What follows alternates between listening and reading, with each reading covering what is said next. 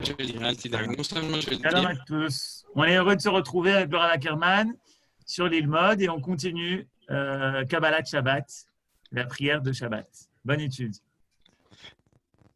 Toda Rabba. Alors bonjour à tous. Je vais d'abord mettre le texte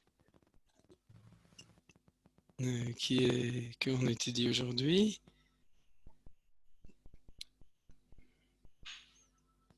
Et voilà. Comme ça, on continue à se voir toujours et pouvoir étudier ensemble. J'installe juste les choses comme il faut pour moi. Voilà. Pour pouvoir étudier comme il faut.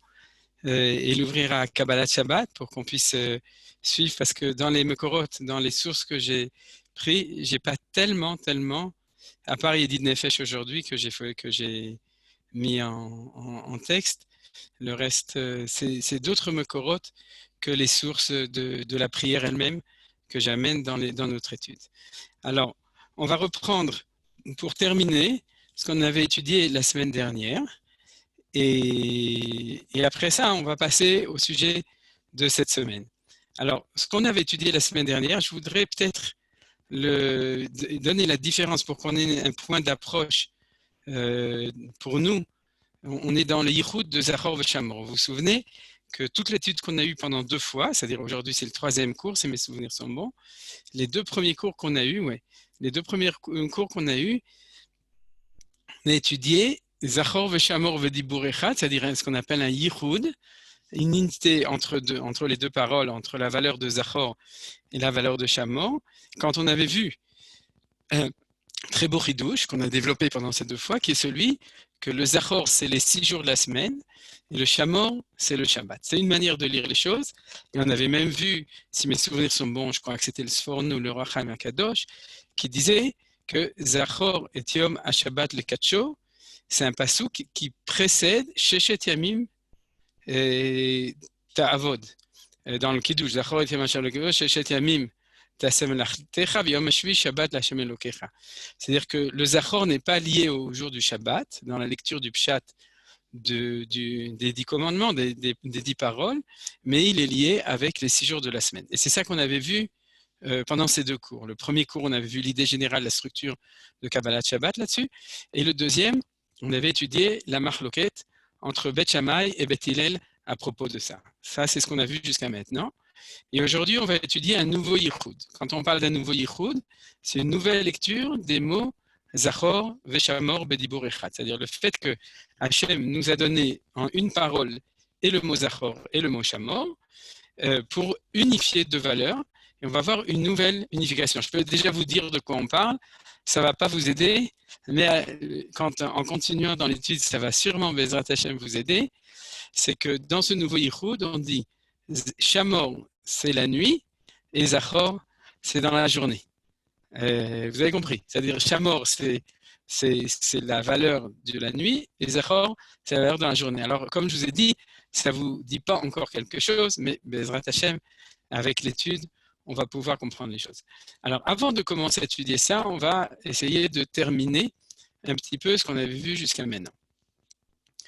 Ce qu'on avait vu jusqu'à maintenant, c'est que quand on fait la tefila de Kabbalat Shabbat, il y a 6 mizmorim, vous vous souvenez, depuis le Chuner Hanena jusqu'à Mizmor, les David, Avou Lachem Ben Elim, celui où on se met debout, qui correspond au 6e jour, au Yom Shishi. Maintenant, je fais attention, je dis plus vendredi, j'ai dit Yom Shishi après ce qu'on a étudié, mais en tout cas, c'est celui qui correspond à Erev Shabbat. Ensuite, on avait vu que Ana Bekoach, Gedulat Yemincha, et qui est un piyut de Rabbi Nechunia ben Akana, comme Yohan nous avait bien précisé. Et ensuite, le Chuner Hanena, bien entendu, dans le Nusach Ashkenaz, on ne dit pas toujours Ana Bekoach, mais je parle pas du minimum, mais du Nusach commun à la plupart des communautés, c'est-à-dire Chassidim, Sfaradim, et aujourd'hui une grande partie des Ashkenazim aussi. Je crois en Israël, tout le monde dit Ana Bekoach Yemincha, Gedulat Yemincha. Et ensuite, on fait les Chadodi, et on dit Mizmor Shir Liyom HaShabbat. Et c'est comme ça, avec Hashem Malach Yehut Lavesh, qu'on termine Kabbalat Shabbat. Alors, je vous avais déjà dit, vous vous souvenez, que ça correspondait à tout le rythme de la semaine. C'est-à-dire, on avait 6 Mizmorim pour les 6 jours de la semaine, le Chouner Hanena pour Yom Rishon, jusqu'à Mizmor le David pour Yom Shishi. Ensuite, on a Anna Bekoach et les Chadodi. Et une fois qu'on a fait cette Kabbalat Shabbat dans la Kabbalat Shabbat, c'est-à-dire le passage entre la semaine et le Shabbat, on peut enfin recevoir le Shabbat. Et on émet Kabbalat Shabbat avec les paroles de Boïkala dans les Chadodi. Je ne sais pas si vous savez, mais ça c'est la halacha. C'est-à-dire la halacha, les femmes, quand elles allument les bougies et qu'elles reçoivent le Shabbat, elles reçoivent le Shabbat au moment de la 4 Nérot. Les hommes, même s'ils allument les Nérot Shabbat, ils sont Mekabel Shabbat en disant Boïkala, Boïkala, Boïkala, Shabbat Malketa. C'est-à-dire que c'est ça, ce qu'on appelle Kabbalat Shabbat, le fait de recevoir le Shabbat. Et comme on l'a reçu, on peut dire Mizmor Shir, le Yom HaShabbat, c'est-à-dire proclamer le Mizmor de Shabbat Kodesh lui-même. Alors, je vais prendre uniquement, pour mieux comprendre l'intégration des choses, on va regarder le piyut de Anna Bekoach. Pour dire une toute petite remarque sur le piyut de Anna Bekoach qui va nous permettre de mieux comprendre ce dont il s'agit. Et après ça, en fin de compte, on va prendre un nouveau thème. C'est-à-dire on va prendre un thème différent de celui qu'on a étudié jusqu'à aujourd'hui, qui va nous permettre de comprendre d'autres choses. Tout d'abord, bon, je ne vais pas vous dire quand on y arrivera, on y arrivera. Et ce que je voulais aussi vous préciser à part cela, et c'est ce qu'on va faire après, c'est-à-dire que pour les Sfaradim, avant Kabbalat Shabbat, on rajoute les Chadodi, pas les Chadodi, on rajoute Shir HaShirim. Pour aussi certains Chassidim, mais en tout cas pour les Sfaradim, vous savez, il y a la coutume de lire Shir HaShirim en entier. Et Bezrat Hashem, dans la suite du programme, j'expliquerai aussi quel est le sens de Shir HaShirim à ce moment-là, en avançant l'étude.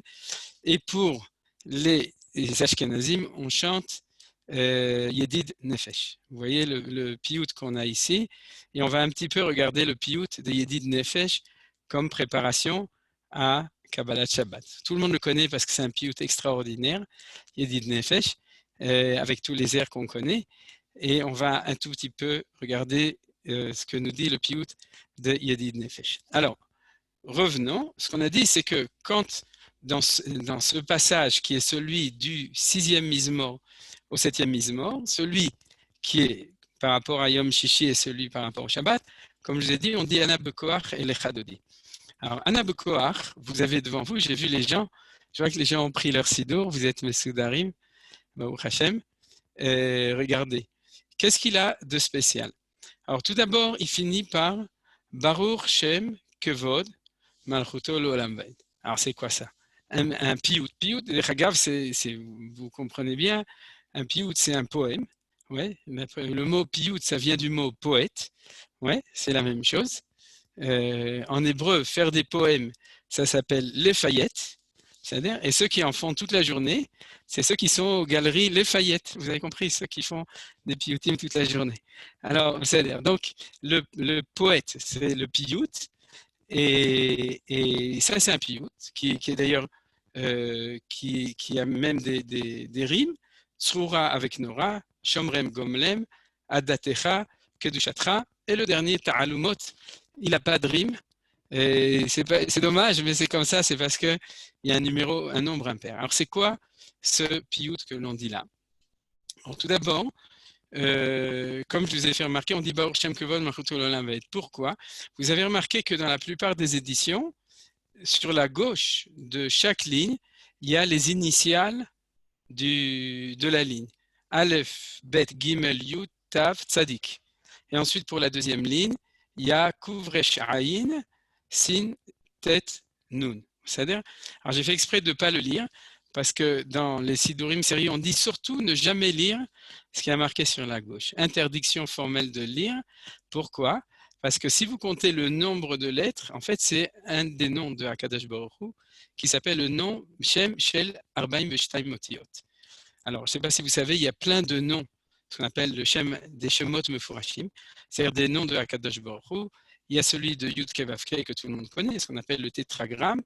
Il y a d'autres, il y en a un qui a 72 lettres, ou d'ailleurs 3 fois 72 lettres qui se trouvent dans les initiales de certains psukim de Parashat Beshalach. Et il y a un nom très célèbre qui s'appelle Shem Shel Arbaim Veshtaim Motiot, qui est mentionné dans Rashi, dans la Gemara, etc., qui est connu dans dans les Sifrei Kabbalah, Sefer Yetzirah, etc. Et le nom, ce nom de 42 lettres, il est ici sur la gauche. C'est-à-dire, ce que vous voyez sur la gauche ici, c'est ce nom-là. C'est pour ça qu'il ne faut surtout pas le prononcer. Et à quel le lien entre l'un et l'autre, c'est que Rabbi Nechunia ben Akana, ou celui qui a en tout cas rédigé ce piyut, il a construit une poésie en utilisant ce nom de 42 lettres. C'est-à-dire, il a décidé de prendre chacune des lettres et de composer avec eux comme initiale un chant. Pourquoi? Ça nous permet de prononcer le nom sans le prononcer. C'est comme si on faisait un poème où chaque mot commençait le premier mot par Yud, ensuite par le Hey, ensuite par le Vav et ensuite par le Yud, et on prononcerait comme ça, ou on mentionnerait le nom de Hakadosh Baruch Hu sans le dire directement. Alors vous avez compris, en fait, ce n'est pas un poème habituel du tout. Ce qu'on voit ici, c'est une poésie qui nous permet de réciter un certain nom de Hakadosh Baruch Hu, un des Shemot HaKadoshim. Tout ça, bien sûr, c'est dans la Kabbalah, qui s'appelle Shem Shel Membet Otiot, le nom de 42 lettres.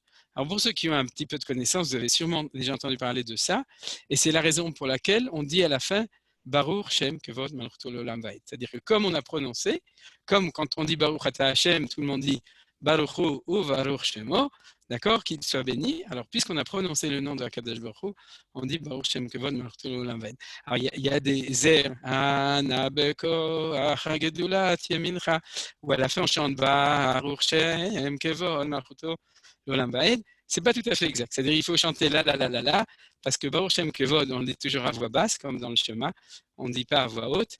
Il vaut mieux chanter la et dire Baruch Shem Kevod Malchuto L'Olam Vaed une fois, en silence, vu que ça ne fait pas partie du piyut, c'est la conclusion, comme on dirait Baruch Hu, Baruch Shemo, ou comme on dirait Amen. Voilà, donc je vous ai délivré la structure extérieure des secrets qui sont marqués ici. La deuxième phrase, les initiales sont très connues, on les retrouve par exemple au moment de Tkiyat Shofar, puisque vous voyez qu'il y a deux mots, il y a Kuf Resh Ain, ça veut dire déchirer, et le deuxième c'est Sin Tet Nun, c'est en français on appelle ça le Satan, c'est-à-dire, et donc c'est une phrase qu'il ne faut pas non plus prononcer, puisque c'est en elle-même une phrase importante, mais toutes sont comme ça, les autres, sauf que la différence c'est que les autres on ne comprend pas ce qui est marqué, vous ne comprenez pas, moi non plus. Ne vous inquiétez pas, il y a des gens qui comprennent, qui savent de quoi ils parlent ici. C'est vrai, il y a des commentaires dans la Kabbalah pour expliquer ça. Alors, uniquement une fois qu'on a vu ça, ce piyut qui s'appelle Anabechoar, il apparaît dans la Tfila à différents endroits. Il apparaît le matin, tous les jours de Shacharit, dans la Tfila avant Baruch She'amar, pour ceux qui ont l'habitude de le lire. Vous verrez que dans ce qu'on appelle la partie des Korbanot, il y a aussi Anabechoar qui apparaît. Et il y a d'autres endroits. Chaque endroit pour lequel il apparaît pour une raison précise. Il y a deux explications pour ici, pour laquelle ça apparaît. La deuxième, on la donnera tout à l'heure par rapport à notre deuxième étude. Et la première qu'on va voir maintenant, c'est que, en fait, ce misement, combien il y a de noms, de lettres, pardon, dans chacune des phrases. Alors, vous invitez à regarder, ouvrir votre microphone. Combien il y a de lettres?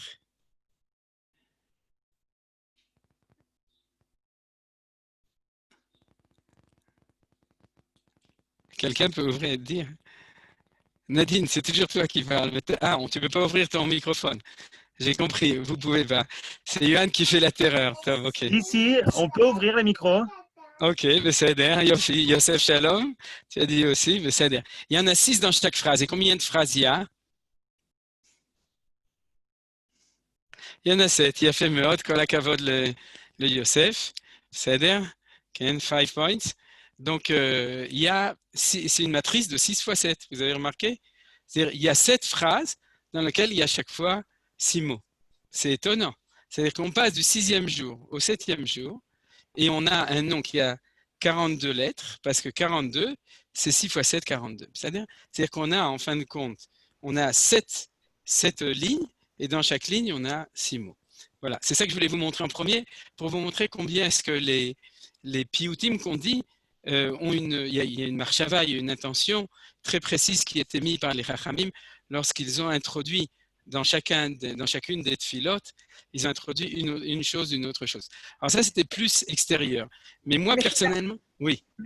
Juste, dans quel tfila il y a les 6 fois 7? J'ai pas. Dans Anna, oui, c'est-à-dire Margali, dans Anna Bechoar Gedulat Yemincha. C'est-à-dire que vous vous souvenez, c'est extraordinaire. C'est-à-dire quand je l'ai découvert, j'ai trouvé extraordinaire. C'est vrai que j'ai une tête un petit peu mathématique. C'est pour ça, les matrices et les structures et tout, j'aime bien ça. Mais quand j'ai découvert ça, il n'y a pas tellement longtemps, de se dire qu'on vient de dire 6 mizmorim par rapport aux 6 jours de la semaine, comme on a vu la semaine dernière, par rapport à une dimension globale qui s'appelle le Zachor, la dimension de Zachor dans ce qu'on a étudié. Et on va passer au 7e jour, qui est celui du Shabbat, qui va être Shamor. Et on dit Zachor ve Shamor bedibur echad neemru. Tu fais donc une synthèse entre 6 et le 7e. Et on a une matrice de 6 x 7, 42, et qui est un des noms de Akadosh Baruch Hu. Donc vous imaginez bien que ce nom de Akadosh Baruch Hu, qui a 42 lettres, il n'a pas 42 lettres, il a 6 x 7 lettres. C'est-à-dire qu'il a 7 phrases de 6 lettres. Voilà, ça c'était la première idée que je voulais vous donner aujourd'hui pour vous montrer la structure des Mizmorim. Bezrat Hashem, quand on va continuer dans l'étude d'aujourd'hui, c'est-à-dire le nouveau thème, parce que tout ça c'était lié avec l'ancien thème, le thème des deux cours précédents, avec le nouveau thème qu'on va avoir, je vais donner encore une dimension de ce Mizmor qui s'intègre à tout ça. Alors, avant de faire ça, on va aussi, aujourd'hui, on est très poétique, on va regarder un tout petit peu Yedid Nefesh. Vous le voyez avec moi? Oui, je l'ai mis ici. Vous n'avez donc pas besoin d'ouvrir vos Sidurim. Il y a d'ailleurs des Sidurim Sfaradim où il n'y a pas Yedid Nefesh. Et donc, je l'ai mis ici dans les textes de référence. Vous voyez? Sauf que, non, c'est pas très bien, j'ai pas commencé le début. Alors, j'ai oublié de le dire, c'est marqué tout en haut, c'est que tout ce qu'on étudie, c'est le Ilou Nishmat, Michel, Johar, Malka, Sananes, le cours qu'on fait toujours, et aussi un grand Mazal Tov, parce que cette semaine, Baruch Hashem, elle a un petit-fils, Yoav Nachmias, qui est aussi le petit-fils de David et de Myriam, qui fait sa bar mitzvah. Donc, on leur souhaite un grand Mazal Tov, et aussi, bien entendu, top. Donc, aux parents, aux grands-parents qui sont là, et aussi aux grands-parents des Louis Nishmatam qui ne sont pas avec eux cette semaine, les Sananes. Top. Donc, on continue. Yedid Nefesh Avarachaman. Alors, vous savez qu'on a l'habitude de chanter Yedid Nefesh avant Kabbalat Shabbat. On le chante aussi à Seudah Shlishit. Et je voulais juste vous montrer de nouveau aussi un tout petit peu comment est-ce que les piyutim sont rédigés avec énormément de kavanot et de marchavot. Qui est-ce qui a écrit ce piyut? Un rav qui s'appelle Rabbi Elazar Askari. Vous voyez, je l'ai marqué ici, Mechaber piyut, Rabbi Elazar Askari. Alors j'ai fait comme tout le monde, j'ai un petit peu regardé dans Wikipédia pour pouvoir regarder, et aussi dans un docteur Guzuntait de Haretzion qui a écrit aussi un commentaire dessus. Rabbi Elazar Askari fait partie de la même Chaboura, que du même groupe que ceux qui ont institué Kabbalat Shabbat. C'est-à-dire que vous vous souvenez, Rabbi Shlomo El-Kabetz, c'est celui qui a rédigé les Chadodi, et celui qui a institué de lire 6 Mizmor avant et Mizmor Shel Shabbat après, c'est Rabbi Yosef Jikatila. Celui qui a rédigé Sha'ar Ora, vous connaissez le Sha'ar Ora, puisque Manitou enseignait le Sha'ar Ora tout le temps, c'est un livre de Kabbalah, et son rédacteur Rabbi Yosef Jikatila, et comme par hasard, c'était le beau-frère de Rabbi Shlomo El-Kabetz. Donc vous voyez, on reste en famille, tout ça c'est tous des gens qui étaient dans le même groupe des kabbalistes de Tzvat, et on va d'ailleurs comprendre aujourd'hui un petit peu mieux pourquoi est-ce que c'est eux qui ont institué Kabbalat Shabbat. Et Rabbi Elazar Askari faisait partie du même groupe de Talmidei Chachamim. Il a rédigé un livre célèbre qui s'appelle Sefer Haredim, et il habitait à Tzvat, et il passait son temps au kever de Rabbi Shimon Bar Yochai à étudier Pnimiut, à étudier la Kabbalah et faire ce qu'il faut pour amener le Mashiach, pour amener la Géoula. Donc il était extrêmement spirituel. Il appelait, en fait, tout ce qu'il faisait, c'est pour appeler les Juifs à s'élever en spiritualité, à se rapprocher de Akadosh Baruch Hu. Et entre autres, il a écrit ce très beau piyut qui a eu la chance de rentrer dans notre filote, qui est Yedid Nefesh Avarachaman. Alors, qu'est-ce qu'il a de spécial? Ce qu'il a de spécial, alors c'est vraiment, je vais prendre 5 minutes, vous me permettez, parce que je ne peux pas me retenir. mais ce n'est pas l'essentiel de notre étude aujourd'hui. Ce qu'il a de spécial, c'est qu'il a une acrostiche, acrosticon du Yud Kevavke. Vous voyez ici, Yud, il a quatre paragraphes.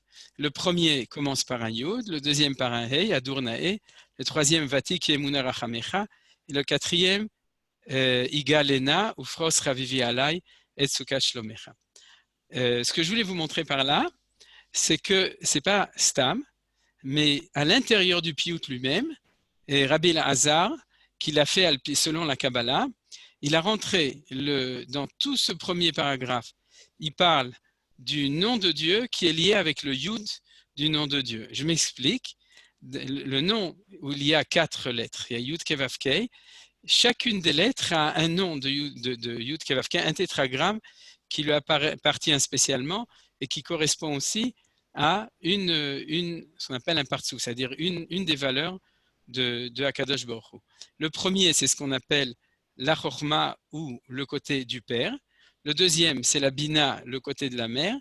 Le troisième, le Vav, c'est Zeiranpin, c'est le côté du fils, ou de Tiferet. Et le quatrième, c'est le Hey d'en bas, il est aussi féminin. Les deux Hey, c'est toujours féminin, c'est-à-dire le Yud et le Vav sont des côtés masculins, et le Hey et le Hey sont des côtés féminins. Et le côté d'en bas, c'est ce qu'on appelle la Nekeva ou la Malka. Ou la Malchut. Alors je vous dis tout ça en vitesse uniquement pour vous montrer que c'est marqué dedans et je l'ai mis en vert pour pouvoir le montrer. Yedid Nefesh, donc le premier. Comment on le sait que c'est masculin et féminin? Ah, parce qu'on étudie la Kabbalah. Attendez, j'ouvre la fenêtre parce que j'ai chaud.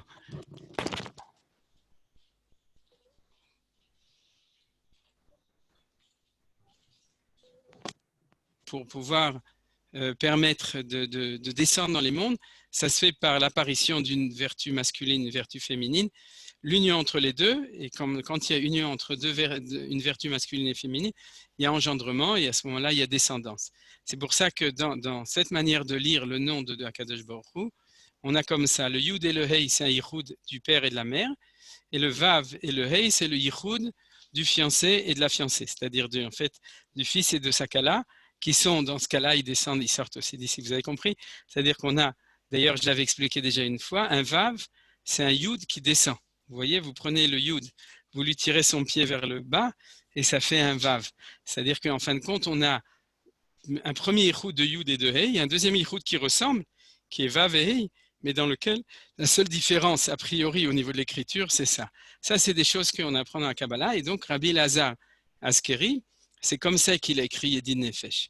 Ce qu'il a voulu, c'est d'écrire notre aspiration et notre attache à Kadosh Baruch Hu. C'est-à-dire que tout ce texte, pardon, je m'excuse de l'avoir bougé comme ça, tout ce texte, c'est un texte d'éloge, de chant à Kadosh Baruch Hu. Alors dans le premier, on dit Yedid Nefesh Av Arachaman. Vous voyez, Av, c'est le père. Et donc ça correspond au Yud, qui est celui de ce qu'on appelle la sphira de Chochma, qui est Abba. Il y a Abba Ima, et c'est Chochma et Bina. Donc c'est la seule chose que je vais vous montrer dedans, mais pour montrer que ça a été construit avec une marshava très profonde. Le deuxième, il est au féminin. Adur naeziva olam nafshi cholata avatar, ana elna refana la be'arot la noam zivar. C'est-à-dire que tout ça, c'est nafshi cholata avatar, c'est-à-dire qu'on parle du côté féminin, c'est le côté d'en bas, c'est-à-dire c'est le côté de celui qui regarde Akadosh Baruch Hu, parce que le côté masculin, c'est le côté qu'on appelle mashpia, c'est-à-dire le côté qui descend de Akadosh Baruch Hu vers nous, et le côté féminin, c'est toujours ce qu'on appelle la itaruta de la tata. Souvenez-vous, la tata, elle est féminine. C'est pour ça que la itaruta de la tata, le réveil du bas, de la tata, c'est du bas en araméen, alors c'est le côté féminin. Voilà, donc dans le deuxième paragraphe, le premier, il parle donc de l'influx du ciel. Le deuxième, c'est l'aspiration féminine de s'approcher vers le haut. Nafshi cholata avatar, mon âme est malade de l'amour de toi, c'est-à-dire de la Kadosh Baruch Hu. Ana elna refanala, be'arotla noam zivar.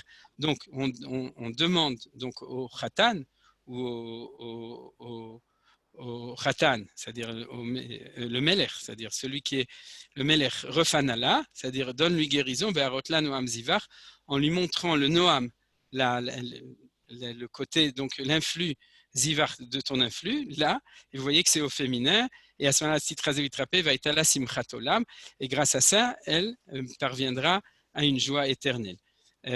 Ensuite, donc, une fois qu'on a fait ce Yichud-là, on passe au deuxième, Vati qui est Emur, Achamecha, Vechusana, Al Ben Aouvecha, c'est-à-dire on s'adresse de nouveau à Kadosh Baruch Hu pour qu'il ait miséricorde sur le Ben, et le Ben, ça correspond au Vav, c'est ce qu'on a dit ici, c'est-à-dire c'est le Khatan, le Dod, ce qu'on appelle le Dod, Kizekama Nirsaf Nirsafti, Lirod Betiferet Uzecha. On veut voir la Tiferet de Akadosh Baruch Hu. Et le Tiferet, ça correspond dans les sphirotes aussi à cet endroit-là, c'est-à-dire au Vav. C'est la même chose. Et à la fin, donc on a le dernier, Igalena Ufros Chavivi Alay Etsukat Shlomecha, Taïr Eretz Michvodecha. Et le mot Eretz, c'est toujours, quand on parle de la terre, on parle de cette quatrième dernière vertu d'en bas, qui est celle de la Malchut, c'est-à-dire celle qui réside sur terre, ce qu'on appelle aussi la Shrina, la présence divine sur terre. Et regardez, ce qu'il y a de très beau, c'est que tout ça, ça nous rappelle le Lechadodi, ou la prière du vendredi soir, puisque comme je l'ai souligné ici, Ufros Chavivi Alay Etsukat Shlomecha, c'est ce qu'on dit à la fin de la prière de Kriyat Shema, Ufros Alenu Sukat Rachamim Vechaim Veshalom. C'est-à-dire que le fait qu'Akadosh Baruch Hu nous met une souka, c'est-à-dire une protection de Shalom, et ce Shalom, c'est comme ce qu'on dit aussi, Shabbat Shalom, Vechonenu Ekim Me'olam. Alors tout ça, c'était un avant-goût, on pourrait dire plutôt un avant-goût et aussi, j'espère, un arrière-goût, c'est-à-dire un petit regard sur la profondeur de ce que nos Chachamim nous ont écrit, et c'est la raison pour laquelle le peuple juif chante avec tellement de ferveur le Yedid Nefesh, comme vous savez. Jusqu'à maintenant, on le chantait parce qu'on adore le chant, on adore la musique, on adore le chanter ensemble au moment de Kabbalat Shabbat. Maintenant, peut-être qu'on le chantera avec encore un tout petit peu plus de ferveur en disant que ça correspond à on parle avec Akadosh Baruch Hu de manière un tout petit peu plus profonde. Alors, puisqu'on est arrivé ici, on a terminé avec ce premier volet, et on va rentrer dans la nouvelle étude dont on parlait, qui est cette étude comme je vous ai dit, du Shamor Vezachor, c'est-à-dire du fait d'une nouvelle approche. Alors, je vous explique tout ça. Pour tout ça, on va tout d'abord lire le texte de la Gemara, et après, je vais essayer de vous expliquer les autres choses qui sont basées sur pas mal de notions de Kabbalah, mais on va s'en sortir si Dieu veut. Le Talmud Bavli, dans Masechet Shabbat, page 119, folio A, nous dit comme ça. Rabbi Hanina, miataf vekai apania de Maale Shabta. C'est Rabbi Hanina, il s'enveloppait d'un talit blanc tous les vendredis soirs au moment pour recevoir le Shabbat, vekai apania de Maale Shabta, et il sortait à la rencontre des panim de Maale Shabta. Il sortait donc pour rencontrer au moment de l'entrée de Shabbat, c'est-à-dire il allait à la rencontre du visage de Shabbat. Et il disait, Bo venetse likrat Shabbat Amalka, il disait à tout le monde, venez et sortons pour aller à la rencontre du Shabbat. C'est comme ça que Rabbi Hanina faisait les choses. Et la Gemara nous raconte aussi que Rabbi Yanaï, la Vishmane Maale Shabta, il s'habillait avec ses beaux habits Erev Shabbat, Maale Shabta de Erev Shabbat, il disait Boïkala, Boïkala. Alors vous voyez que c'est la base du Lechadodi. La base du Lechadodi, c'est en même temps l'ikrat, Boïnetse, l'ikrat Shabbat Amalka, et ensuite de dire Boïkala, Boïkala. Alors il y a deux choses. Oui. Pardon. Le Shabbat est féminisé ici, puisqu'il est appelé Habalka et Kala. Absolument. Absolument. C'est le sujet de maintenant. C'était le sujet de maintenant. Vous disiez qu'il y avait une takala, que je n'allais pas l'expliquer, mais ce n'est pas vrai. On va expliquer pourquoi elle s'appelle Kala. En takala. C'était un jeu de mots aussi avec le mot Kala et takala. Parce que là, il est au féminin parce que c'est le soir, mais le lendemain matin, il est au masculin, le Shabbat. On le Oui, lit. Nahon. Là, tu parles de Veyenu Hubba, Veyenu Voilà, Hubbo. Et c'est ça qu'on va expliquer. C'est ça que je vais expliquer aujourd'hui. Mais aujourd'hui, pardon. on s'occupe que du côté féminin. Ok. Ce soir, maintenant, on n'est que du côté de Boïkala. Alors, première remarque de Margalit qui est très importante, c'est qu'en effet, le Shabbat s'appelle Kala et s'appelle Malka. Vous avez remarqué. Ici, elle s'appelle Malka et ici, elle s'appelle Kala. Donc, si la Gemara nous raconte l'histoire de Rabbi Hanina et de Rabbi Yanaï, c'est pour dire que le Shabbat, il a ces deux noms. Il a le nom de Kala et il a le nom de Malka. Ça, c'est une première chose. La deuxième chose, c'est qu'il disait Bou venetse. C'est-à-dire venez et sortons. Alors, où est-ce qu'il sortait? À votre avis, où est-ce qu'il allait? Quelqu'un sait? Dans le Dans les champs. Il sortait dans les champs. C'est-à-dire qu'il a amené tout le monde. Alors, il disait, venez, on va sortir de la ville, on va aller dans les champs pour chanter le Shabbat.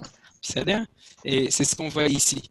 Alors, la question, c'est pourquoi est-ce qu'on a besoin de sortir pour recevoir le Shabbat? C'est-à-dire, ça c'est une bonne question. Non.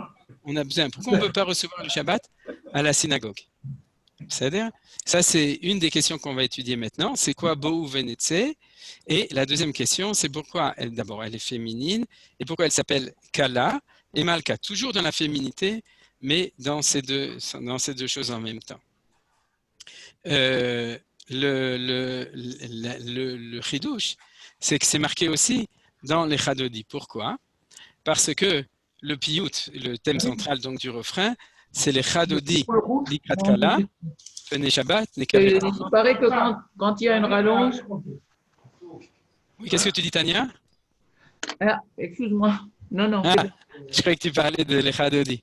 C'est-à-dire, alors donc les mots l'Echadodi font référence à un pasouk de Shirachirim. Regardez. Et le pasouk de Shirachirim, qu'est-ce qu'il dit? L'Echadodi netse asadeh.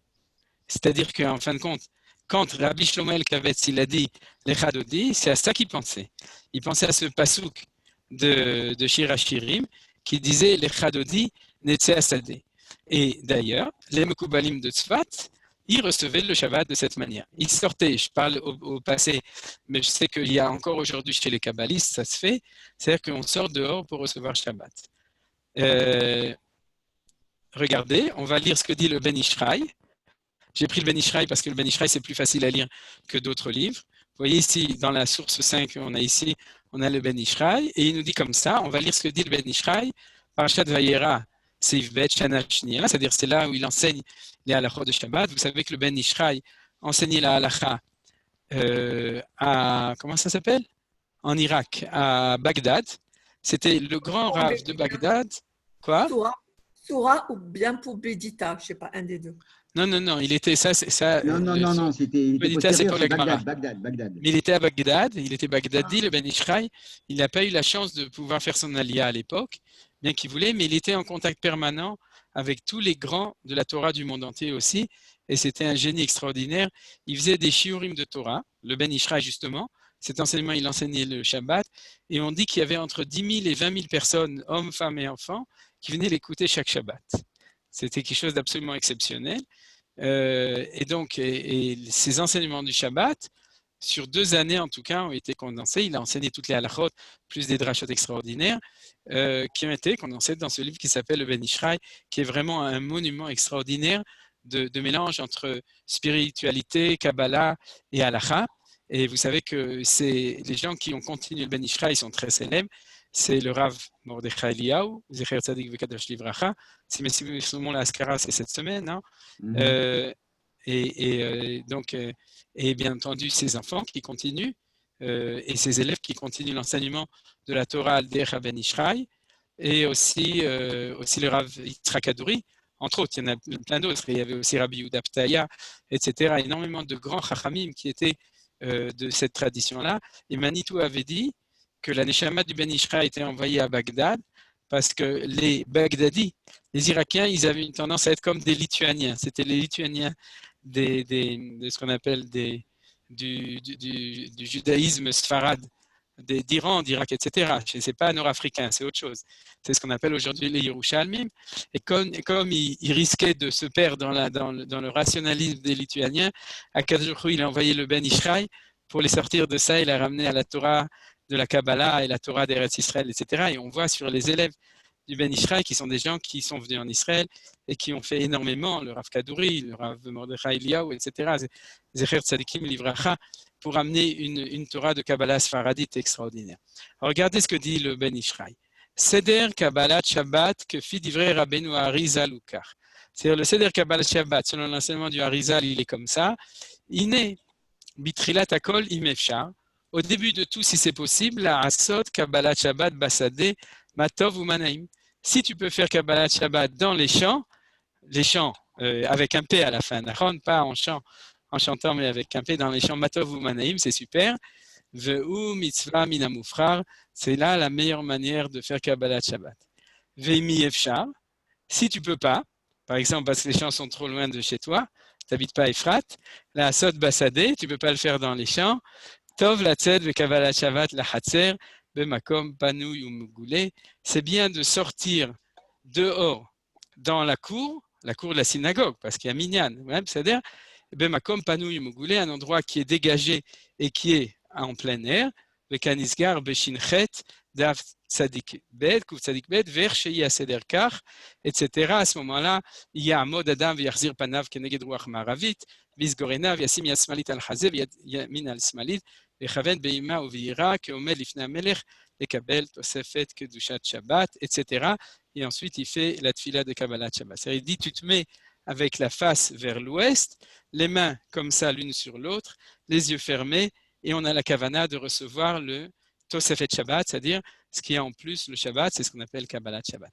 Alors, vous voyez, pourquoi j'ai insisté à vous dire ça, c'est que je me demande souvent pourquoi Akadosh Baruch Hu, il nous a fait, entre guillemets, ce sale coup de nous envoyer cette magefa du Corona. Et je pense qu'une des choses qu'il a fait de bien, c'est qu'il nous a obligés de sortir des synagogues pour prier dans le Sadeh et dans les cours. Et donc, en fait, il a réussi. Il a réussi à nous sortir là où, au moins, au niveau de Kabbalat Shabbat, on doit faire Kabbalat Shabbat.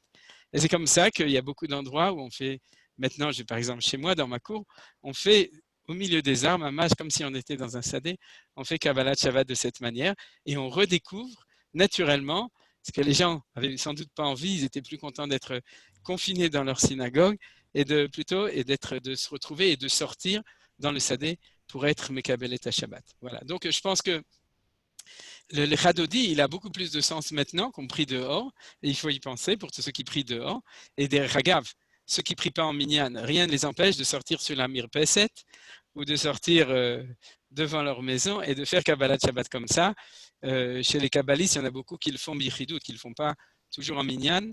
Donc ce n'est pas quelque chose qui est obligatoirement minyan, mais par contre, c'est toujours extraordinaire de pouvoir le faire comme ça. Dans un champ, c'est encore mieux, et sinon moins dehors. Alors pourquoi c'est tellement important? Je reviens à ça. En quoi c'est tellement important de sortir dehors? Pour cela, il faut reprendre de nouveau les Chadodi, mais en fait, je vais parler de ça à Béalpé, expliquer les choses. Pour bien comprendre ça, on va revenir aux deux termes de Kala et de Malka. Vous voyez? De Kala et de Malka. C'est logique. Qui est la clé de tout? Oui. Qu'est-ce que tu voulais dire, Margalit? Tania, c'est ouvert chez toi. Il faut que tu oui, excuse-moi. Maïnian Asadeh, Menachem, pourquoi Davka Asadeh, Vaïtse Yitzhak la Souach Basadeh? Alors, je vais tout de suite l'expliquer, tu vois. C'est ça qui est important aujourd'hui. C'est tout d'abord de comprendre pourquoi Kala, pourquoi Malka, et pourquoi Sadeh de sortir à l'extérieur. Alors, pour répondre à la première. Oui, je vais répondre à toutes les questions. Maintenant, je vais répondre à toutes les questions ensemble. Accrochez-vous. Jusqu'à maintenant, c'était des introductions. Maintenant, on passe sérieusement à l'enseignement de ce que je voulais dire aujourd'hui. Alors, qu'est-ce qui se passe? Pardon, il me semble que c'est logique, puisque que ce soit au féminin, pour la réception, parce qu'on reçoit Shabbat, donc effectivement, c'est le côté féminin qui est réceptif. Et c'est pour ça que justement, c'est en relation avec la Kabbalah, où on sort pour recevoir. Donc, ce n'est pas passif, mais c'est féminin. Ça veut dire réceptif. Est-ce que c'est… Nachon, tout à fait d'accord, c'est vrai. Et je vais un tout petit peu plus l'expliquer, mais c'est Nachon. Ce qui se passe, c'est comme ça. C'est que, et tout ce que je vous donne, c'est d'après les sources de ce qu'on appelle le Sha'ar HaKavanot, c'est-à-dire l'enseignement du Harizal. C'est que peut-être je vais commencer par la différence entre Kala et Malka. Et pour ça, je vais vous donner l'expression du Rav Kook dans Olatreia, qui donne cette définition, et une définition c'est toujours très important. La Kala, c'est la fiancée. La Malka, c'est la mariée. C'est-à-dire que quand on l'appelle Kala, c'est qu'elle n'est pas encore mariée. Elle est en attente, elle est prévue pour se marier, mais elle n'est pas encore mariée. Et quand on l'appelle Shabbat Malka, c'est qu'elle est mariée. C'est pour ça qu'à la fin du Lechadodi, on dit Boïkala, selon le Nusach des Sfaradim, Boïkala, Boïkala, Boïkala, Shabbat Malketa. C'est-à-dire qu'on passe de Kala à Malka. Vous avez compris, c'est-à-dire que tout la avoda, c'est de passer. Alors, je vais l'expliquer de manière tout à fait différente et vous allez comprendre les choses. Le monde des 6 jours de la semaine, c'est le monde, c'est ça le monde qu'on appelle le monde du féminin. Donc, pas de rapport avec ce qu'on avait dit avant au niveau des mots. C'est-à-dire, je vais dire comme ça, le monde du féminin, c'est le monde d'en bas. On avait vu le mot Eretz dans Yud Kei Vav Kei, c'est-à-dire c'est notre monde à nous. Dieu est masculin et nous, on est du côté féminin. Je pense que vous comprenez ça. C'est-à-dire notre monde à nous qui veut s'élever vers lui, c'est le côté féminin. Et le monde de Dieu, c'est-à-dire le monde de Dieu, c'est difficile à dire. Dieu en tant que lui-même, c'est celui qui influe, celui qui donne, donc c'est le côté masculin. Maintenant, tout ça, c'est pas que nous sommes spécialement le féminin, c'est vrai, mais nous sommes dans le côté féminin du monde, c'est-à-dire le monde. Le monde, il est en avancement. Et il est en projet de se rapprocher de Akadosh Baruch Hu pendant les 6 jours. Et en tant que projet, c'est ça qu'on appelle la Kala. C'est-à-dire, il est fiancé. C'est-à-dire, on avance. Franchement, ça ressemble à l'explication qu'on avait vue de Beth Shammai la semaine dernière. C'est-à-dire que dans cette pensée, que si on est ici dans le monde, on voudrait être lié directement avec Akadosh Baruch Hu dans un mariage, c'est-à-dire dans une union totale, mais dans le monde d'ici, ce n'est pas possible. Parce que le monde d'ici, on pourrait dire, il y a trop, dans ce monde-ci, il y a trop de réalité du monde d'ici, trop de réalité du bien, du mal, de la matière, etc., qui fait qu'on n'arrive pas à s'élever jusqu'à ce point-là. Et le rôle du Shabbat, selon cette lecture-là, le rôle du Shabbat, c'est d'élever le monde du niveau de Kala au niveau de Malka, c'est de réussir à ce que ce monde-ci soit un Olam Hazé, qui soit Metukan, qui soit beau, qui soit réussi, et qui soit donc, dans la pensée, qui soit lié avec Akadosh Baruch Hu. Alors, c'est ça l'idée du Sadé, Tania, tu as compris. C'est-à-dire que, oui, excuse-moi, c'est Maurice, je n'entends pas, qu'est-ce que tu voulais dire? Oui, Menachem, est-ce qu'on ne peut pas dire aussi, Kala, tu as dit la fiancée, Malka, ce sont les mêmes lettres, à l'exception du même. Pour arriver à être marié, c'est la dimension du Mashiach, et d'ailleurs, Lecha, ce sont aussi les mêmes lettres. Que Lecha et Kala, Yafé Meod, Nifla, Nachon Meod. C'est très très beau ce que tu as dit.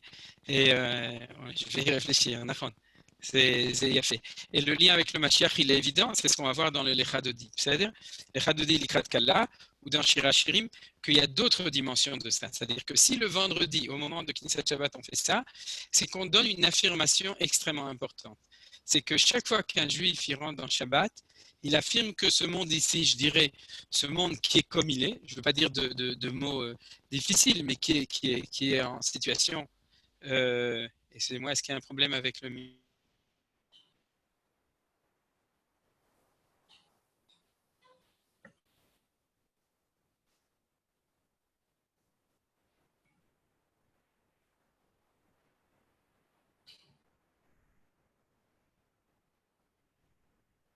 Affirmer non pas qu'on peut sortir du monde, mais qu'on peut élever le monde à un niveau supérieur, de le sortir du Chol et de l'entrer dans le Kodesh. Vous comprenez? C'est-à-dire de prendre ces 6 jours de Sheshet Yemei HaMaaseh et de les élever jusqu'au niveau de la Kedusha. Et ce monde-ci, c'est le monde du féminin. Et pendant 6 jours, comme on a dit, il est Kala. Et au moment où on le rentre dans Shabbat, on l'élève pour qu'il rencontre le roi, le Melech, et elle devient Shabbat Malketa, elle devient Shabbat Malka. Et c'est pour ça qu'il faut arriver à la chercher là où elle est pour pouvoir la faire entrer après. Alors, c'est ce que c'était la remarque de Tania, hein, quand elle parlait de Esav qui était Ish Sadeh. Vous vous souvenez, c'est-à-dire qu'il était l'homme des champs. C'est-à-dire le champ par rapport à la maison, c'est le monde de l'horizontal, on pourrait dire. C'est-à-dire le monde de ce qu'on appelle Reshut Harabim dans Ilchot Shabbat. C'est-à-dire c'est le monde de la civilisation. C'est le monde de l'homme. Le monde, comme on avait vu chez Manitou, que Dieu a donné à l'homme pour le développer, mais il lui a aussi donné la liberté, et avec la liberté, la possibilité de le transformer, de le salir, de le transformer même en enfer, en quelque chose de sale, de terrible, etc. Mais tout ça, c'est la réalité du monde. Et le vendredi soir, quand on rentre dans Shabbat, on élève le monde à un niveau idéal, ce qu'on appelle Me'en Olam, vous savez, le Shabbat. C'est-à-dire on élève le monde à un niveau où le monde, il est en harmonie avec lui-même. Et quand on appelle harmonie avec lui-même, c'est qu'il est la Malka qui rencontre le Melech. Vous avez compris maintenant cette idée? Alors, ce que nous, on fait quand on fait Kabbalat Shabbat, est-ce qu'on est du côté de la Kala ou est-ce qu'on est du côté du Khatan? Qu'est-ce que vous dites? À quel moment? Pendant Kabbalat Shabbat, selon cette explication. On est du côté de la Kala parce que dans Shir HaShirim, c'est la Kala de Hakadosh Baruch Hu. Nous sommes je dirais le Khatan. Voilà. Nous sommes la Kala de Hakadosh Baruch Hu. Alors oui, on est la Kala, mais Nadine a raison. C'est Shir HaShirim. Oui, bien entendu. Mais dans Kabbalat Shabbat, Nadine elle a raison. C'est-à-dire que ce qu'on chante, on est avec le Khatan et on sort vers le Shabbat, vers la Kala, pour pouvoir l'amener chez nous à la maison. C'est comme ça que le Zohar explique les choses. C'est comme ça que la Kabbalah explique les choses, vous comprenez? C'est-à-dire que l'Echa Dodi Netze Asadeh. L'Echa Dodi, c'est-à-dire on est avec lui, Netze Asadeh, on va sortir dans le champ pour ramener la Kala. Comment on appelle ça? Achnasat Kala. Vous vous souvenez? Achnasat Kala, c'est faire entrer la Kala chez nous vers la maison. D'ailleurs, dans le Zohar, il dit que c'est la raison pour laquelle le vendredi soir, on doit préparer sa maison, mettre sa table, préparer des mets, chanter des zmirotes, faire des divrei Torah. C'est marqué dans le Zohar, je n'ai pas maintenant, je peux vous donner la référence. La référence du Zohar HaKadosh, c'est Zohar HaKadosh, Parashat Dvarim, Resh Ain Bet Amud Bet, Sefer Dvarim, page 272, folio B, dans le Zohar HaKadosh, qui nous dit qu'en fin de compte, une fois qu'on a fini Kabbalat Shabbat, on ramène la Kala dans la maison et on lui fait une Souda qui est la Souda de la Choupa. C'est-à-dire, elle devient Melech Malka, elle devient la reine. Tout ça, c'est très très beau. Mais ça veut dire quelque chose d'essentiel. Et c'est ce que j'ai dit jusqu'à maintenant. C'est que celui qui fait Shabbat, il sait que ce monde d'ici, une fois par semaine, on est transfiguré. On passe d'un monde qui est un monde d'une réalité telle qu'elle est, et il passe à un niveau d'un monde réel, mais un monde idéal. C'est-à-dire le Shabbat, et on le sait, tout juif qui fait Shabbat, il sait qu'on reçoit une Neshama Yetera, qu'on vit différemment, qu'on a une élévation différente, et tout ça, il faut que ce soit exprimé d'une certaine manière. Et cette manière d'exprimer, c'est de dire que le monde passe du stade de Kala à stade de Malka, c'est-à-dire il s'élève. Alors je vais vous donner une explication importante pour cela. C'est-à-dire que, qu'est-ce que ça veut dire que Mechalelea Motyumat? Vous savez, c'est-à-dire que ce que expliquent les kabbalistes, c'est à propos du Shabbat, il faut être dans la Kedusha du Shabbat, et si on n'est pas dans la Kedusha du Shabbat, alors on est dans le Chol. Alors qu'est-ce qu'il dit? Il dit quelque chose de très intéressant. Pendant toute la semaine, la Kala, elle est dans le Chol. Il y a quelqu'un qui a ouvert un microphone. Myriam Gig. Voilà, il l'a fermé, c'est super. C'est-à-dire, toute la semaine, on est dans le monde du Chol. Et c'est bien, c'est comme ça. Sheshet Yamim Ta'asem Elartecha. Et au moment où le Khatan sort pour élever la Kala, pour l'amener à un niveau supérieur, à son niveau à lui, vous comprenez? C'est-à-dire qu'il la transforme Malka, l'endroit où elle était toute la semaine, ça devient vide, ce qu'on appelle un halal. C'est-à-dire que ça crée un vacuum à ce niveau. Vous imaginez, là, dans le sadé, là où la Kala était dans le sadé, et si tu l'amènes dans la maison, c'est-à-dire que tu lèves au niveau du Shabbat, l'endroit où il est devenu halal. C'est-à-dire quoi? C'est devenu un vide. Et c'est pour ça que celui qui reste là-bas pendant Shabbat, comment on appelle ça? Mechalel Shabbat. Vous avez compris?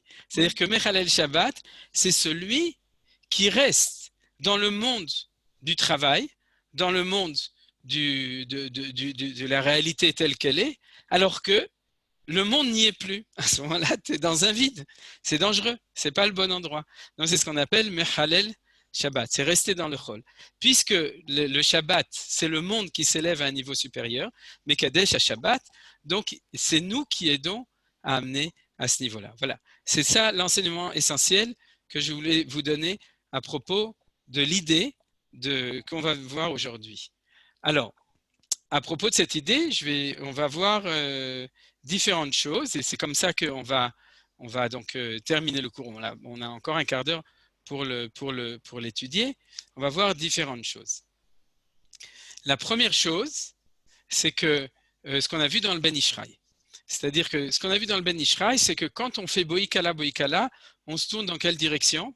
L'ouest. Dans l'ouest, voilà, c'est ça, exactement. C'est-à-dire on se tourne à l'ouest, et d'après le Ben Ishraï, vous avez sûrement vu chez les Yerushalmim, pendant tout Kabbalat Shabbat, ils se mettent debout, et ils reçoivent le Shabbat en se tournant, en mettant les mains comme ça, fermant les yeux, et se tournant tout le temps vers l'ouest. Nous, on est à l'ouest, qu'au moment où on dit Boïkala, le reste du temps, on est assis sur notre chaise, c'est-à-dire, mais malgré tout, ce point essentiel. Pourquoi? Parce que qui est-ce qui est à l'ouest? Dans la Shrina est à l'ouest. La Shrina, c'est le côté féminin. Donc, en fait, si nous, on se tourne vers l'ouest, c'est qu'on est du côté du Khatan. Vous avez compris? On est du côté du Khatan et on se tourne vers la Kala pour la recevoir. Donc, on va dans le champ pour la recevoir, on se tourne vers l'ouest pour la recevoir. Tout ça, c'est des actions ou des gestes qui correspondent à Bo'u Netze Likrat Shabbat Amalka, ce que disait Rabbi Hanina quand il s'habillait avec son beau talit blanc. Et il disait Bo'u Netze Likrat Shabbat Amalka. La deuxième chose qui est intéressante de ce point de vue-là, c'est que lorsqu'on dit Boïkala, vous savez qu'il y en a qui font d'abord à droite et après à gauche. Et il y en a qui font d'abord à gauche et après à droite. Vous savez, il faut faire attention. Si vous priez dans un Bet Knesset, avec des Ashkenazim et Sfaradim, qu'il n'y ait pas de collision entre ceux qui font Boïkala à droite, celui qui fait Boïkala à gauche, et à ce moment-là, il se cogne la tête. Faisait, comme j'ai dit tout à l'heure, Zeyoter Takala. Alors, quelle est la bonne explication? Regardez dans le Ben Ishraï que je vous ai cité, mais je vous le cite par oral, et parce que c'est comme ça qu'on enseigne chez nous à la Yeshiva de Bethel, chez les Mekoubalim, on dit qu'il faut faire Boïkala d'abord à droite et ensuite à gauche. Et je vais prendre 2 minutes pour vous expliquer ça. C'est quelque chose qui est un chidouche. Pourquoi c'est un chidouche? Parce que quand vous finissez la prière et que vous faites Oseh Shalom Bimroma, vous commencez par quel côté? Toujours à droite?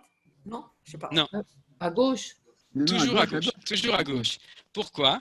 Parce qu'on se trouve en face de Akadosh Baruch Hu et on se fait à la gauche, c'est marqué dans la Gemara de Yoma, par rapport à sa droite, et à droite par rapport à sa gauche. C'est-à-dire que quand on salue quelqu'un, on lui donne la main, d'accord? On s'adresse à sa droite à lui, c'est-à-dire qu'on le met.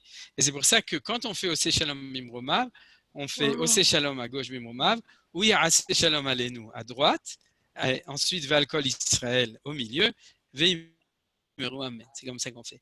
Or, au moment de l'Echadodi, il y a une discussion entre les différents commentateurs, mais selon les kabbalistes, on fait d'abord à droite et après à gauche. Pourquoi? Parce qu'on est du côté de Akadosh Baruch Hu lui-même. On n'est pas en face de Akadosh Baruch Hu, on est du côté de Akadosh Baruch Hu. Parce que qu'est-ce qu'on fait? On aide la Kala à monter, on aide le Shabbat à monter vers le monde supérieur, c'est un petit peu bizarre de dire ça, mais vers le monde de la normalité de la Kala, de cette Kala, qui est d'être lié avec Akadosh Baruch Hu, avec le Melech. Vous avez compris? Alors, c'est la raison pour laquelle on fait les choses de cette manière-là. C'est comme Vekarazé, Elzé, Ve'amar. Alors là aussi, il y a des discussions entre tout le monde. Je te dis, il faut faire attention quand tu fais ça, à ne pas être à côté de quelqu'un qui le fait dans l'autre sens. Mais tout ça, il y a toujours un sens à tout ça. Alors, ce que je voulais maintenant expliquer en quelques minutes, c'est la raison pour laquelle il y a 3 coutumes différentes à propos de Kabbalat Shabbat. Il y a la coutume des Ashkenazim de faire les 6 Mizmorim, de finir par Mizmor le David. Il y a la coutume des Sfaradim de dire Mizmor le Toda et Mizmor le David. Et il y a la coutume des Yerushalmim de dire que de commencer par Mizmor le David et de ne pas dire tous les Chadodi, etc. Il n'y a que les Yerushalmim. C'est très rare, en Israël il y en a pas mal, mais les Yéménites, les Ashkenazim, les Sfaradim, les Nord-Africains, tout le monde fait tous les Mizmorim. Il faut quand même comprendre la différence entre ces différentes approches de tout ça. Alors, je vous avais promis que j'essaierais d'étudier ça pour pouvoir vous l'expliquer et pour comprendre pourquoi certains font comme ça et d'autres font comme ça. Alors, pour expliquer les choses, il faut dire une chose. C'est qu'on fait deux choses quand on fait cette Kabbalat Shabbat.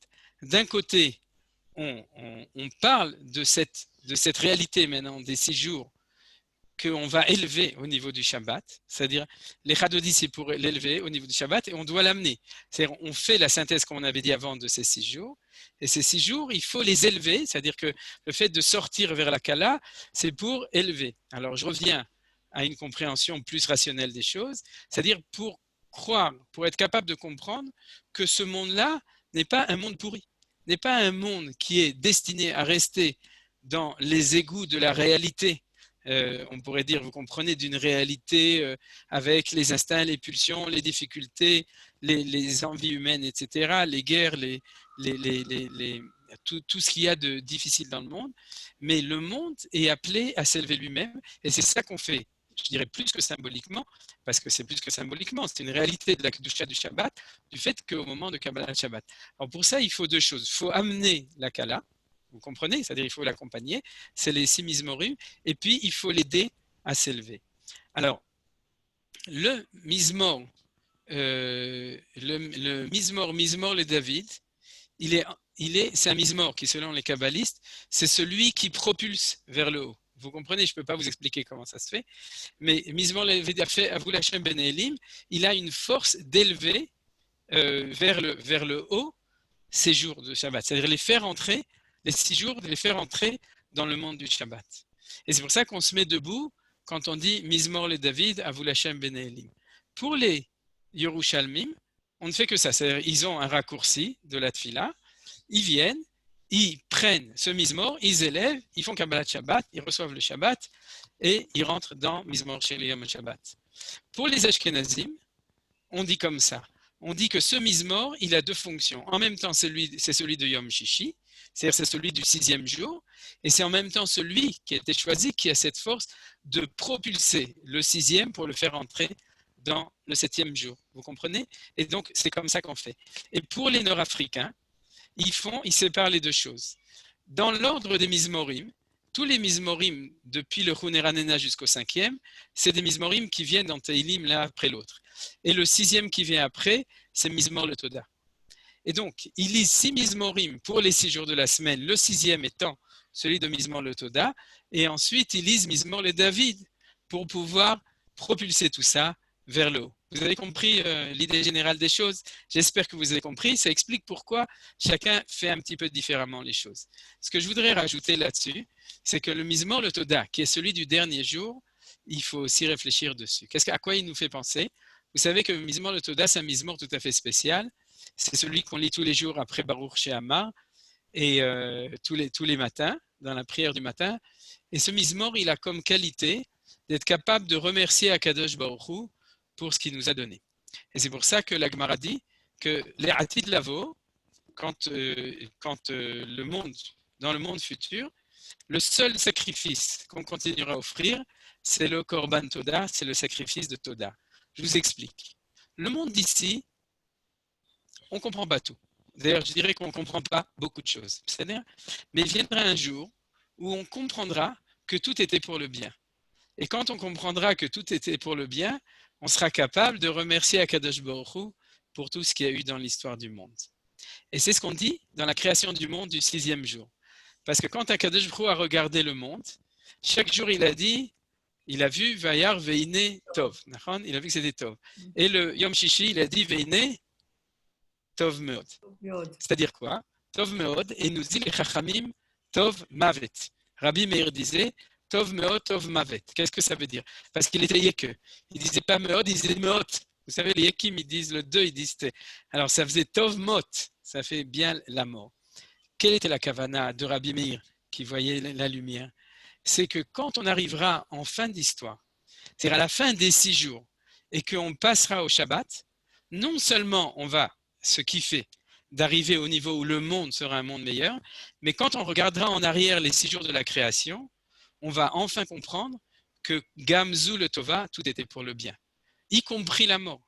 C'est-à-dire, Afilou, le Mavet, il fait partie du Tov Meod. C'est-à-dire, le passage du 6e jour au 7e jour, c'est aussi l'élévation et c'est aussi la rétrospection de la possibilité de se rendre compte qu'une fois que le monde est le monde du Shabbat, c'est-à-dire, on comprend que le monde avait un sens, puisque c'est un monde meilleur, c'est un monde qui est Metouka, notre monde du Shabbat, normalement, c'est un monde où on ne se dispute pas, c'est un monde où on est en plénitude avec soi-même, avec les gens autour de nous, avec notre société, c'est un monde où on est en Menoucha, on a une Neshama Yetera, etc. Et à ce moment-là, on voit le monde en arrière autrement. Et je pense que c'est ça l'explication du fait de lire le Mizmor le Toda. Alors regardez, c'est lié avec ce qu'on a vu la semaine dernière. Le Mizmor le Toda, c'est Beth Hillel. Pourquoi? Parce que Beth Hillel, il disait Baruch Adonai Yom Yom Ya'amos Lanu. Et on a vu Ya'amos, c'est tout ce qu'on nous met sur les épaules. Okay? Même ce qui est un petit peu Ya'amosh, qui est un petit peu pas très beau, c'est-à-dire tout ce qu'on a comme fardeau sur nous, Baruch Hashem, c'est-à-dire de voir le bien. Mais ce n'est pas évident, c'est très difficile de le voir. Et nous affirmons le 6e jour, quand on rentre dans Shabbat, qu'on verra Baruch Hashem Yom Yom. C'est-à-dire qu'à ce moment-là, on verra le bien, et c'est ça Mizmor le Toda. Donc pour les Sfaradim, qui donnent un de plus, vous voyez, comment on fait? On chante les 6 Mizmorim, on arrive au 6e, on arrive à la fin des 6 jours de notre semaine, où il y avait beaucoup de fardeaux, Ya'amos Lanu, et on monte vers le Shabbat grâce à Mizmor, les David Avou Hashem Ben Elim, et auparavant, on affirme aussi qu'on arrive à un moment où on peut comprendre que Mizmor le Toda, qu'on peut remercier pour tout ce qu'on a eu jusqu'à aujourd'hui. Alors dans la Kabbalah, le nom de 42 Otiyot, c'est marqué dans le Etzraïm, le nom de 42 Otiyot, c'est le nom pour sortir pour sortir quand on est tombé dans le, comment ça s'appelle ça? Quand on est, nous? Dans les marécages. Voilà, dans les marécages. Je voulais chercher un mot qui soit naki. Quand on est dans les marécages, quand on est dans l'azut, c'est-à-dire, il faut bien qu'il y ait quelque chose qui nous sorte de ça. Et c'est le nom de Membet Otiyot, le nom de 42 lettres. Et vous avez vu dans la deuxième ligne, il y avait quelque chose avec le Satan, de jeter le Satan, etc. C'est le nom qu'on utilise pour nous sortir de ça. Alors maintenant, vous avez compris pourquoi. C'est le nom qu'on dit, qui est le nom qu'on dit à propos de le vendredi soir à ce moment-là. Parce que tout ce qu'on fait selon cette lecture des choses, c'est qu'on amène les 6 Mizmorim, on amène toute la semaine, et nous, on est avec le côté du Khatan, et on sort vers la Kala, qui sont ces 6 jours qui étaient fiancés, et on l'amène pour pouvoir lui permettre de devenir la Malka, celle qui est en harmonie avec Akadosh Baruch Hu. Alors, pour terminer avec tout cela, puisque c'était notre étude essentielle d'aujourd'hui, on va voir la semaine prochaine le Lecha Dodi en lui-même. C'est-à-dire le Lecha Dodi, et quand on va étudier le Lecha Dodi, on va voir qu'en fait, il y a différentes dimensions de cette même idée. Et c'est ce que disait, je ne me souviens plus qui c'était, je crois que c'était Tana, mais je ne suis pas sûr au début de l'étude, peut-être c'était Magali, je ne me souviens plus qui c'était qui l'a dit au début. En fin de compte, lorsque on parle de cette idée d'élever le monde présent, voir qu'il y a une possibilité que ça se fait tous les vendredis au moment de l'entrée de Shabbat, mais que ça se fait de manière générale. Je reviens parce qu'il y a eu 2 minutes d'interruption. Oui, il y a une coupure, donc je reviens. Lorsqu'on est à ce moment-là, on est dans un moment messianique. Et ce n'est pas par hasard si c'est Rabbi Shlomo Elkabetz et tous les élèves du Harizal et Rabbi Yosef Jikatilal, Baal Shareora et Rabbi Eliezer Askari, etc., qui ont rédigé, qui ont organisé toute cette fila-là. Parce que dans leur marchava, ils ne pensaient pas tellement uniquement à nous faire un meilleur Shabbat chaque semaine. Dans leur pensée, c'était une pensée qui était beaucoup plus importante. C'est que nous devons aider Akadosh Baruch Hu à sortir dans le champ, c'est-à-dire à sortir à l'extérieur, là où se trouve la Kala, c'est-à-dire celle qui est promise, qui est destinée à arriver dans un monde de Géoula et qui est encore en dehors. Alors vous avez compris où est-ce qu'ils sont en dehors? Et là, on va demander à Avram Azout, parce que lui, il sait où ils sont en dehors. Où c'est les champs où il faut sortir? Dans les Shtachim. Les shtachim, non. Moi, je dirais que c'est la galoute, vous avez compris. Les champs, c'est l'extérieur. C'est le champ, profondément, c'est chaque fois que la Kala, ça peut être Am Israël, Knesset Israël, ça peut être Yerushalayim, ça peut être le Beth Amikdash. Cette la Shrina, c'est ce qu'on appelle en situation d'exil, en dehors. Et c'est par hasard, d'ailleurs, je crois que c'est Tania qui avait dit du coup, que le champ, c'est l'endroit, le champ, c'est la localisation d'Ésaü. Maintenant, je viens de comprendre pourquoi c'est pas neutre. J'habite dans le 7e, pas très loin de la rue Notre-Dame-des-Champs. Ah voilà, il a fait mieux. Alors, si tu veux mon avis, il faut que tu prennes la clé des champs. Alors donc, et c'est ce que je suis en train de vous délivrer, la clé des champs. Alors, c'est-à-dire que, en fait, fondamentalement, c'est une idée incroyable. C'est-à-dire de sortir dans le champ, c'est sors de ton confort. Tu es avec Akadosh Baruch Hu, tu es avec lui, c'est lui le Melech, mais n'oublie pas qu'il y a des gens qui sont dans le champ. Que pendant les 6 jours de la semaine, la Kala, elle est dans le champ. La Kala, elle est dans la zut. Elle est dans les difficultés, etc., de la réalité du monde. Le monde, il est tel qu'il est. Il faut le construire, mais ce n'est pas évident. Et puis, le vendredi soir, on va avec Akadosh Baruch Hu, les Chadodi, Netze Asadeh, on va sortir dans le champ pour élever la Kala, pour la sortir du Chol, qui devient Halal, c'est-à-dire pour l'amener dans le Kodesh et pour faire le mariage entre le Khatan et la Kala, qui va devenir maintenant le Melech et la Malka, Boïkala, Shabbat Malketa. Et donc, en fin de compte, quand on fait ça aujourd'hui, et on le verra dans tous les paragraphes de l'Echadodi, que c'était la Marshava de Rabbi Shlomo El-Kabetz, et j'imagine que du coup, maintenant, vous comprenez pourquoi ce thème essentiel, c'est tout Shira Shirim, et c'est pour ça que les Sfaradim et les Chassidim, quand ils ont le temps, mais les Sfaradim, même quand ils n'ont pas le temps, ils chantent Shira Shirim le soir, parce que tout le Shira Shirim dont on parle ici, c'est le thème du Dod, du bien-aimé, qui sort, qui court après la Kabbalah, et la Kala qui s'enfuit, qui va dans les champs, etc., et qui lui dit Bohu, et qui l'amène, et Veini Amelech Hadarab. Le roi, il m'a amené dans Hadarab, dans sa maison, et qui le roi, c'est Shlomo Amelech, Melech Shea Shalom Shelo, le roi qui est le roi qui représente le Shalom, et c'est pour ça qu'on dit Shabbat Shalom. Vous avez compris? C'est-à-dire que quand on dit Shabbat Shalom, on parle de la shlemut, du mariage, de la réalisation de cette union véritable entre Kutcha Brichu Shrinte, Akadosh Hu et la Shrina, entre le côté masculin avec qui on est pendant tout ce temps-là, puisque comme je l'ai dit, on fait les Chadodi dans l'autre sens, et avec cette Kala, qui est ou bien le Shabbat, c'est-à-dire le monde du Chol qui va s'élever vers ce niveau, ou bien le peuple juif qui est en galoute qui va revenir dans sa terre, en Eretz Israël, ou bien Jérusalem et le temple qui va sortir de ses cendres. Tout ça, c'est ce qu'on va voir dans le Piyut de l'Echadodi, et c'est tout cela qu'on dit lorsqu'on dit Boïkala, Boïkala, Boïkala, Shabbat, Malketa. Voilà. Tout à l'heure, vous avez effleuré, bon, je n'ai pas voulu revenir, vous avez effleuré la notion de Neshama Yetera quand Shabbat rentrait. Alors ça, on va en parler dans le cours dans 2 semaines. Non, il faut... Comme vous avez effleuré, bon, je pensais que vous alliez plus loin, mais ok, d'accord. Mais... Non, mais dans les champs, on effleure toujours. Il y a plein de fleurs là-bas. Mais, non, mais bon, moi, je voulais aller un peu plus dans cette Neshama Yeter, on en parlera après, parce que c'est un autre cours, c'est une 3e dimension. Alors, juste pour terminer, Johan, attends, avant, si vous voulez poser des questions, mais juste pour terminer, j'ai oublié d'étudier le Ramban qui nous dit, puisque j'avais dit Zachor et Shamor. C'est-à-dire que Shamor, c'est le côté féminin, Zachor, c'est le côté masculin. D'ailleurs, Zachor, Zachar, c'est la même lettre. Shamor, Nekeva, il n'y a pas aucun rapport, mais si vous voulez, le côté féminin, c'est celui qui crée une misguérette, un cadre autour pour le Zachar. Et c'est ce qu'on appelle En Beito et la Ishto, le côté féminin, c'est comme la maison, c'est la Shmira, c'est créer un cadre des choses.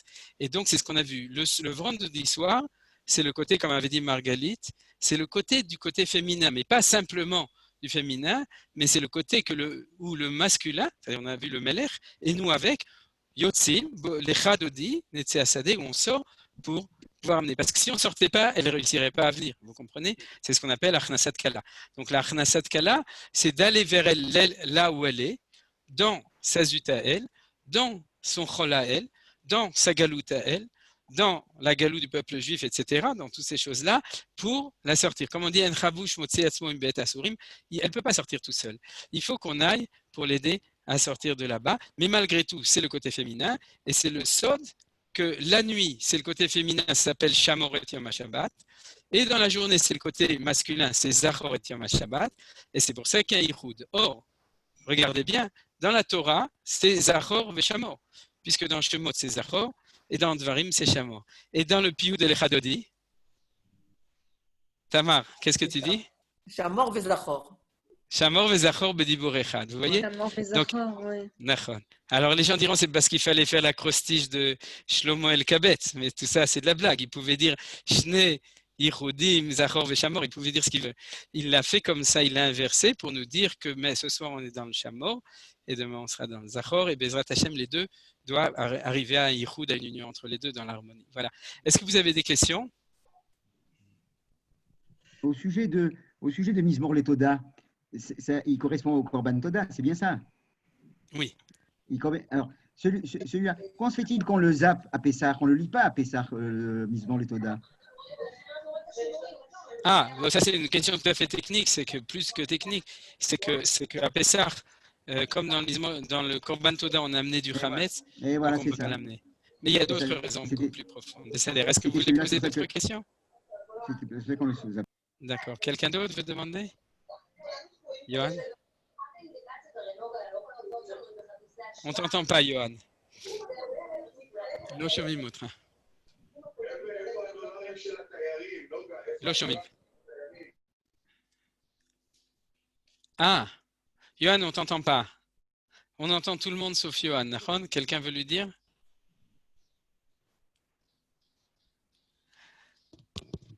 לא שומעים אותך. Top. Alors, est-ce que quelqu'un d'autre veut poser? Il est en train de parler, mais personne ne l'entend. Si c'est possible. Au début, je n'ai pas compris. Après, j'ai cru comprendre, mais au début, je n'ai pas compris parce qu'il me semblait que sortir dans les champs, c'était déjà une élévation. Et donc, j'avais du mal à associer ça avec le fait d'aller en galoute, en exil. J'arrivais pas à combiner les deux. Oui, c'est vrai, je suis d'accord. Mais je dirais que le fait de sortir dans les champs, c'est une élévation à mesure où on sort un petit peu de soi-même pour aller vers la Kala. C'est-à-dire la Kala, elle ne va pas pouvoir venir. Et c'est un petit peu ce qu'on sent quand on sort prier dehors.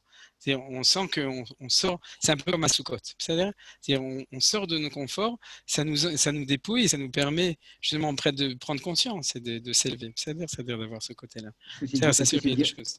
Parce que le chant, c'est Dirataraï, c'est ça? C'est Dirataraï, c'est pour ça qu'on sort. Voilà. C'est ça. Ouais, c'est comme les gens qui prennent le train et prennent Dirataraï. Ok, c'est bien. Alors, Johan, on ne t'a pas entendu. Si tu veux dire quelque chose, il faut que tu trouves une manière de parler avec un micro. On n'entend rien. C'est bien. Ok, top. Et on va se laisser là. Quelqu'un d'autre voulait dire quelque chose? Très beau. Là, vous m'entendez? Oui, maintenant on t'entend, Johan. Ah, super. Alors, à propos de chant, j'aimerais qu'on finisse en chanson, cette fois C-H-A-N-T, avec une chanson, les paroles sont de Nachman Bialik et la composition de mon père Zichrono Livracha. Ça s'appelle Achama Bo'u Netze Likrat Shabbat Amalka. Donc, c'est vraiment pour le cours. Vous pouvez écouter la chanson. J'essaie de la partager vite. Extraordinaire. Toda Ramba. Partager. Merci beaucoup pour le cours. Toda Ramba, Vous Tama. entendez? Vous entendez? Oui. Super. C'est à mon avis une des plus belles chansons. Et le jeune homme qui chante, il a une voix magnifique. Voilà, imprégnez-vous des paroles. Et exactement avec le cours de Rabbi Ackerman.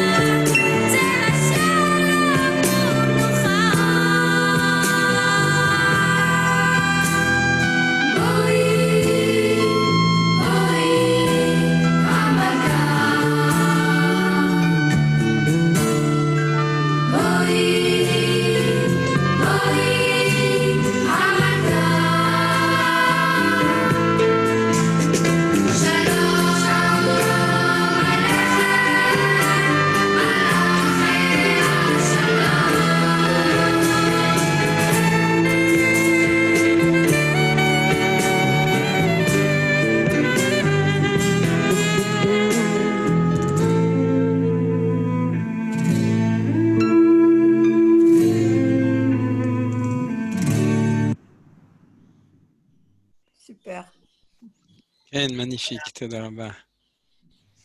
Oui, j'aurais bien aimé avoir le lien, mais bon. Je crois que c'est les Shevatim qui le chantent. Toda rabba à tous. On va s'arrêter là parce que Toda rabba. Monsieur Spira qui commence.